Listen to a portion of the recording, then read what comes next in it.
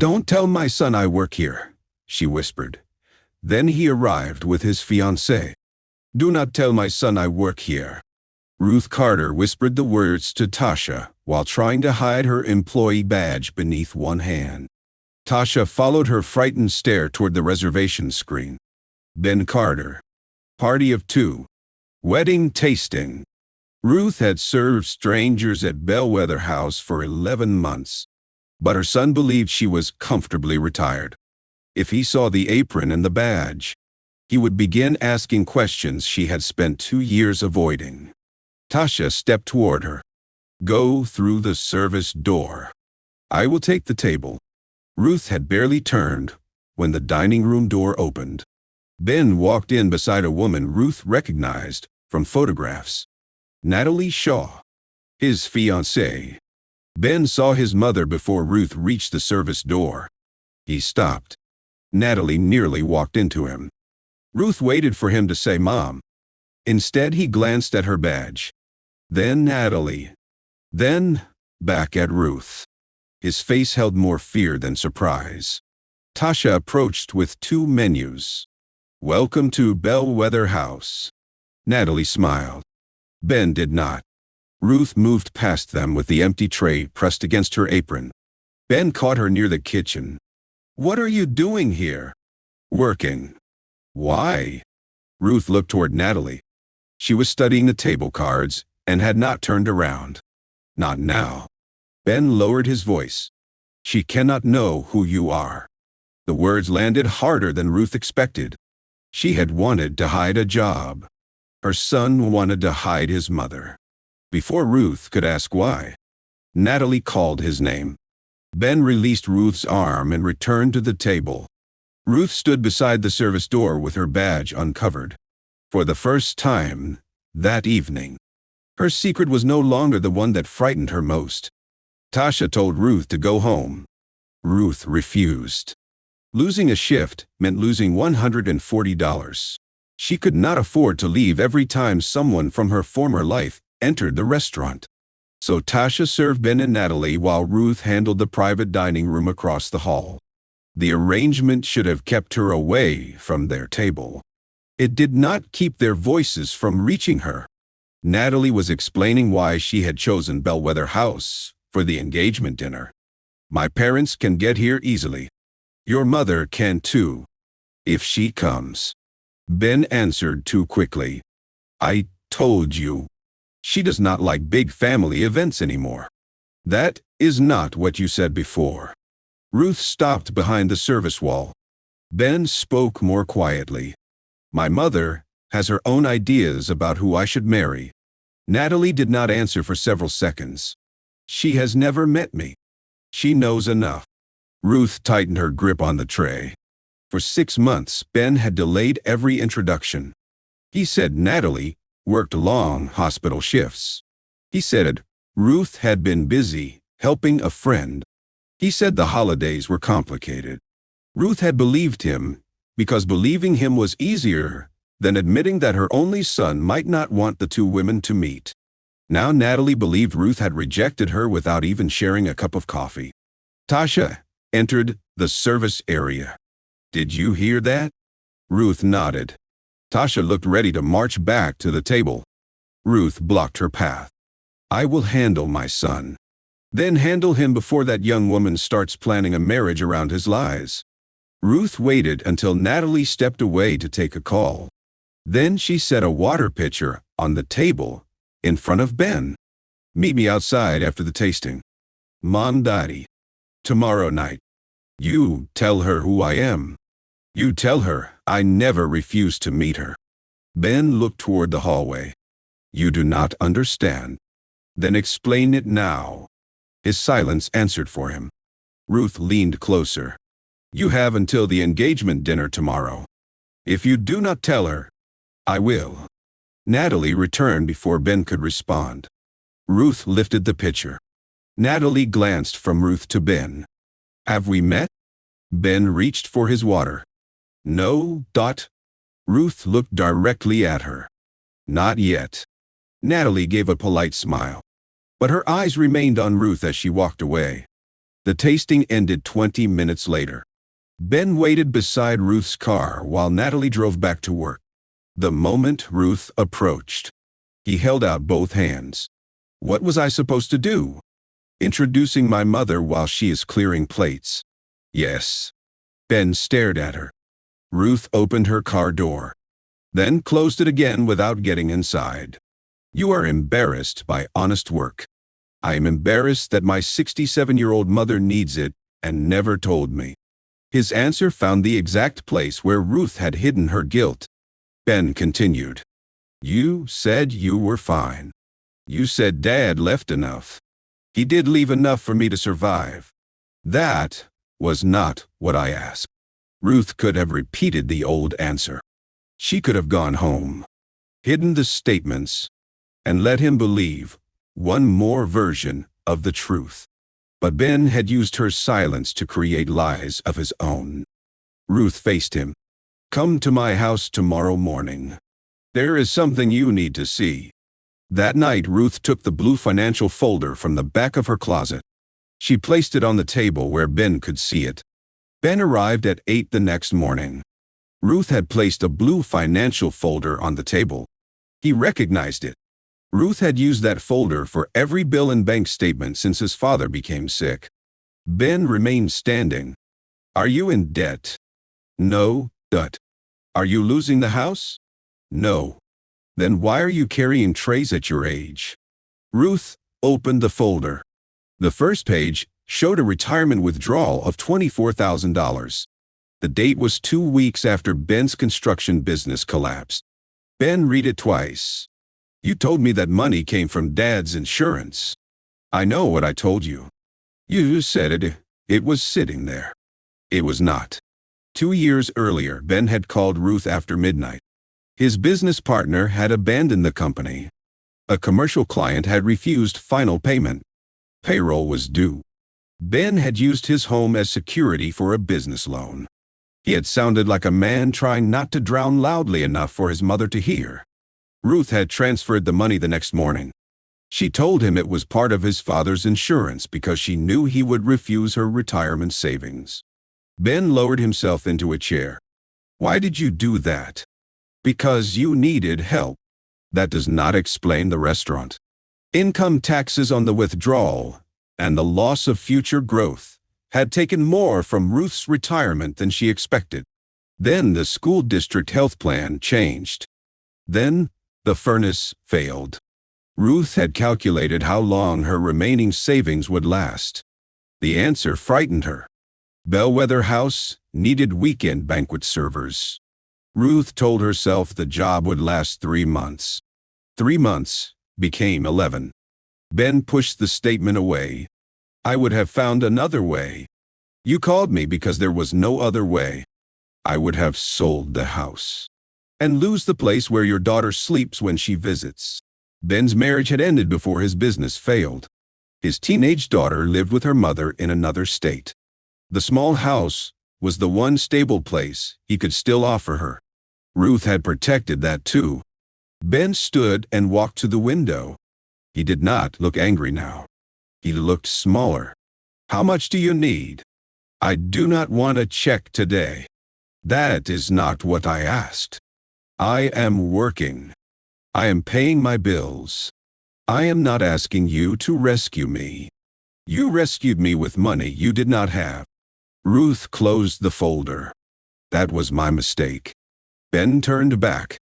Your mistake was helping me. My mistake was deciding you could not handle the truth. He had no answer. Ruth continued. Now you are making the same decision for Natalie. That is different. Is it? Fiancée. Ben sat again.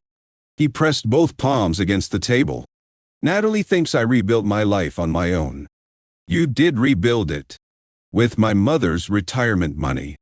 With help. There is a difference. Not to everyone.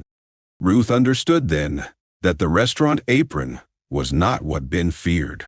The apron was proof. It proved that his recovery had cost someone else more than he admitted. Ben looked toward the folder. Does Natalie know anything about the business failure? She knows the company closed. Does she know why? Enough. Enough was the word Ruth had used whenever Ben asked about her finances. Now she heard what it really meant. It meant only the part that protects me. Ruth pushed the folder toward him. Take it. Why? Because tonight, you are going to tell her the whole story. Ben did not touch it. If I tell her now, she will think every conversation we had about money was a lie. Was it? He looked down. Ruth felt sympathy rise in her. The old instinct followed it. She wanted to remove the folder.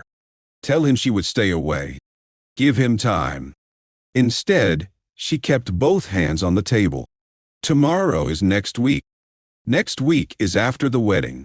Then you will call the lie protection because you have called it that for so long. Ben finally picked up the folder. Then he stopped. Wait here. Ben went to his car and returned with a folded bank statement. He placed it inside the blue folder. The statement showed monthly deposits into a savings account. $200. Then $300. Then $500 whenever his work allowed it. The balance was $10,000. The account was labeled Mom Beta. Ruth looked up. I was going to give it to you after the wedding. Why after? Because I wanted Natalie to see that I could pay for the wedding myself. Then I would tell her I had another obligation. Another obligation. That is what you call me. No, Dud. That is not what I meant. Ruth folded the statement. You thought paying me would make the lie smaller. I thought it would prove I had made things right. Money can repair my account. It cannot repair what you told Natalie about me. The $10,000 changed something important. Ben had not forgotten Ruth's help. He was not planning to leave her with the cost forever. But repayment had become another secret plan. Another future moment when the truth would supposedly become safe. Ben reached inside his jacket. The corner of a white envelope appeared beneath his hand. Ruth saw her name across it in handwriting she did not recognize. What is that? Ben covered the envelope. Nothing. It has my name on it. Ben did not move. Ruth held out her hand. Give it to me. He slowly removed the envelope and placed it in her palm. Ruth Carter. Underneath were 4 words. Please let me try. The return address belonged to Natalie. The envelope had already been opened. Ruth removed an engagement invitation and a handwritten note. Natalie had invited Ruth to dinner 3 weeks earlier. She wrote that Ben loved his mother. She wrote that she hoped time might change Ruth's feelings. She asked Ruth to come even if she could not yet welcome Natalie into the family. Ruth finished reading. Then she read it again. Why was this in your jacket? Ben rubbed his forehead. Natalie gave it to me 3 weeks ago. She asked me to deliver it, and you hid it. I kept waiting for the right day. When? Ben stood. The dinner was supposed to fix this. Once you met her, I could explain that there had been a misunderstanding. Ruth held up the note. What a misunderstanding. He moved toward the door. Ben did. I told her you were not ready to meet her. That is not what she wrote. He stopped. Ruth waited. Ben stared at the floor. I told her you did not approve. The confession made the room feel suddenly unfamiliar. Ruth did not raise her voice. Why? Because she kept asking to meet you. That is not an answer. Because you know everything. Ben turned toward her. You know about the failed company, the house loan, the nights I called because I could not breathe. You would look at me, and she would see that I was not the man I told her I had become. Ruth understood the fear. She did not accept the choice. So you made me cruel instead. I never said it was cruel. You told a woman I had never met that she was not good enough for my son. Ben looked away. Ruth placed the invitation on top of the blue folder. Your debt to me is not the worst thing in this room. I know. Do you? Do you? Ben moved toward the door. He opened it, but did not leave. Ruth picked up the invitation. You have until dinner tonight. Ben shook his head. I need more time. You had 6 months. If I tell her everything in one conversation, she may leave. If you do not tell her, she may marry someone who does not exist. Ben flinched. Ruth softened her voice. Tell her before dinner. Tell her I never rejected her. Tell her about the money. Tell her why you were afraid. And if I cannot, then I will attend as your mother. Not as a server. Not as a secret. Your mother. Ben took the bank statement but left the folder. At the door, he turned. Were you ever going to tell me about the retirement money? Ruth looked at the invitation in her hands. No. Got it. The honesty hurt both of them. Ben nodded once and left. Ruth watched his card disappear. She wanted to believe the conversation had changed him. Then she noticed the blue folder still on the table. Ben had taken the statement that proved he had been saved. He had left the statements that proved what she had lost. Ben called Ruth 3 hours later. I told her you are working. Ruth sat beside the phone. What else? I told her Dad left less than I thought. I told her you needed extra income. What did you tell her about the $24,000? Silence. Ben, Din. I could not do it all at once. Ruth closed her eyes. Did you tell her I refused to meet her? I said we misunderstood each other. There was no misunderstanding. Natalie wants to speak with you tonight. Good. No. Not good. She thinks I kept you away because I was embarrassed by your job. Were you? That is not the point. It was one of the points yesterday. Ben exhaled into the phone. She postponed the engagement dinner. Ruth felt the consequence before he finished the sentence. Natalie's parents were still coming to the restaurant. But the celebration was no longer official. Natalie wanted answers before she announced a wedding date. Ben said the next words with anger, covering panic. You forced this before I was ready. Ruth almost apologized. Then she remembered the unopened invitation. Natalie waited to be accepted by a woman who had never known she was asking. No, do you? Your lie reached the day when someone else could see it. You lied too. Yes. The quick admission silenced him. Ruth continued. I lied about the money. I decided you were too fragile for the truth. That was wrong. But my mistake does not give you permission to make Natalie live inside another lie. Ben lowered his voice. If you cared about me, you would give me 1 more week. Ruth held the phone more tightly. That was the cruelest request, because it sounded so much like love. She had spent years proving care through delay, through quiet payments, through answers that prevented worry for 1 more day. 1 more week would feel natural. It would also tell Ben that pressure could turn Ruth's principles back into silence. No, Dottie. Then do not come tonight. I will be there at 7. He ended the call. At 6, Tasha arrived at Ruth's house still wearing her restaurant uniform. Ruth had asked her to take the phone and pretend the shift manager had called. Tasha refused before Ruth finished explaining. You are not hiding from your own decision behind me. Ruth sat on the edge of the couch. If I go, I could end his engagement. If you stay, you help him begin a marriage with a woman who thinks you hate her. Ruth stared at the employee badge on the table. Tasha sat beside her. Why did you really hide the job? Ruth gave the answer she had used for 11 months. I did not want Ben to worry. Tasha waited. Ruth looked down. I did not want him to see what helping him cost me. Pride. Tasha touched the badge. There is no shame in this. I know. Do you? Ruth considered the question. If Ruth truly believed There was no shame. She would not have hidden the badge when Ben entered. Ruth stood. I need you to take my shift tomorrow. That is a good shift. I know. You will lose almost $200. I know that too. Why tomorrow? Because I'm not going to fix everything tonight. Natalie may want to speak with me afterward. Ben may too. For once, I will not make the next decision based on what it costs to keep the last decision hidden. Tasha smiled. That sounds expensive.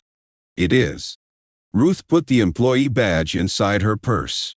Then she took Natalie's invitation. She did not bring the financial folder. The statements could prove what happened. But Ruth did not need paper to tell the truth about her own choice. Ben waited outside the private dining room. When he saw Ruth, he moved directly into her path. You cannot go in there. Natalie invited me. Before she knew everything. That is why I am here. Ben glanced at the closed door. Her parents think this is only a family dinner now. She has not told them why the announcement is postponed. Ruth held out the invitation. Then we will not embarrass her in front of them. Ask her to speak with us privately. Ben did not take the envelope. Please, go home. Ruth saw the child he had once been. The boy who hid a broken lamp behind the couch because he could not bear his father's disappointment. The teenager who parked 3 blocks away after denting the family car. But Ben was no longer a frightened boy, and Ruth could no longer act like consequences would destroy him. I love you. I am still going through that door. Ben stepped aside. Natalie stood when Ruth entered. Her parents had not arrived yet. The place sitting beside Natalie held no name card. Ruth realized it was meant for her. Natalie looked at the invitation in Ruth's hand. So you received it? Yesterday. Natalie's expression changed. I gave that to Ben 3 weeks ago. I know. Ben closed the door behind them. Natalie looked from him to Ruth. During the tasting, I thought I recognized you. Ben froze. Natalie continued. There is a photograph of you in his hallway. You are younger in it. But when he saw you, he looked terrified. Ruth placed the invitation on the table. Why did you not say anything? Because I wanted him to. Natalie faced Ben. I gave you all afternoon. Then, I gave you the evening. You told me only what you thought I could discover without you. Ben sat down. I was trying to find the right way. No, don't end. You were measuring how little truth would stop me from asking. Ruth heard her own habit described in Natalie's words. She sat across from Natalie. Before Ben explains, I need to tell you what I did. Ben interrupted. Mom, not it. Do not. Ruth looked at him. You had your chance to decide what I could handle. I will not help you decide what Natalie can handle. Ben fell silent. Ruth told Natalie about the business failure, the retirement withdrawal, the false story about life insurance, and the restaurant job. She did not make Ben helpless. She did not make herself noble. I gave him money because I loved him. I lied because I wanted the gift to cost him nothing. It did not work. The cost became shameful. Then shame became more lies. Natalie listened without interrupting. When Ruth finished, Natalie asked one question. Did Ben know the money came from your retirement? Not until this morning. Ben looked up. I have $10,000 saved for her. Natalie nodded slowly. You told me that account was for our future house. Ben closed his eyes. Ruth had not known that lie. The room became quiet. Ben had lost the last place where a partial explanation might protect him. Ben reached into his jacket. Then, he let his hand fall. For months, I told myself I was fixing what happened. I saved every dollar I could. I thought once I repaid Mom, the rest would become private history. Natalie remained standing. Our future house was not a private detail. I know. You knew yesterday. Ben nodded. Ruth watched him struggle for another explanation. Then something in his face changed. He stopped searching. I did not keep you from my mother because she rejected you. I kept you from her because she remembers who I was when everything fell apart. You know the version of me who recovered. I was afraid the two versions would not fit in the same room. Natalie sat across from him. Why did you make Ruth responsible for keeping us apart? Because saying my mother did not approve sounded better than saying I was ashamed. Ruth felt the confession cut through her anger. It did not erase what he had done. It made change possible. Natalie looked at Ruth. Did you disapprove of me? I wanted to meet the woman my son loved. He kept telling me the timing was bad. Natalie gave a short, sad laugh. He told me the same thing. For one moment, the two women understood the shape of the lie from opposite sides. Ben placed both hands on the table. I will give Ruth the $10,000 tomorrow. I will replace the rest before the end of the year. Ruth shook her head. No. Ben stared at her.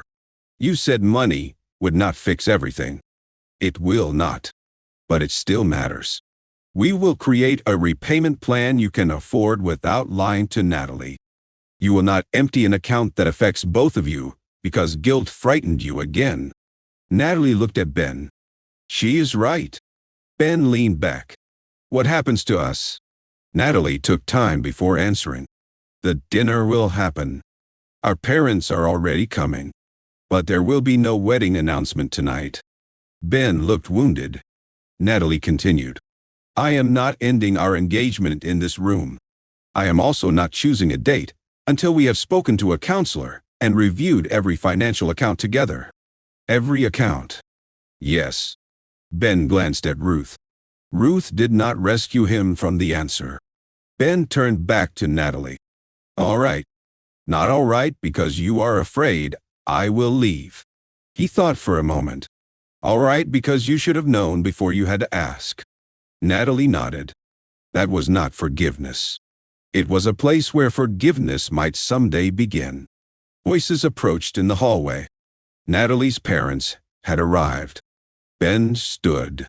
What do we tell them? Natalie looked at Ruth. Then at the employee badge visible inside her open purse. We tell them dinner is still dinner. The rest belongs to us until we understand it. Ruth reached for the badge and set it on the table. No more false stories about me. Natalie touched the invitation beside it. No more false stories about any of us. Ben opened the dining room door. When Natalie's parents entered, he introduced Ruth first. This is my mother, Ruth Carter. His voice shook. He still said it. No one pretended the postponed announcement was a scheduling problem. Ben and Natalie said they needed time. Natalie asked Ruth about her years at the school. Ben listened without controlling the conversation. Then Natalie asked about Bellwether House. Ruth answered honestly. I work here because I took money from my retirement. I plan to keep working until my account is steady again. Ben looked down. Ruth continued. And because I am good at the job. The following week, a financial counselor helped Ruth and Ben agree on $400 each month. The plan was slower than guilt wanted. It was also real. Ben and Natalie began counseling.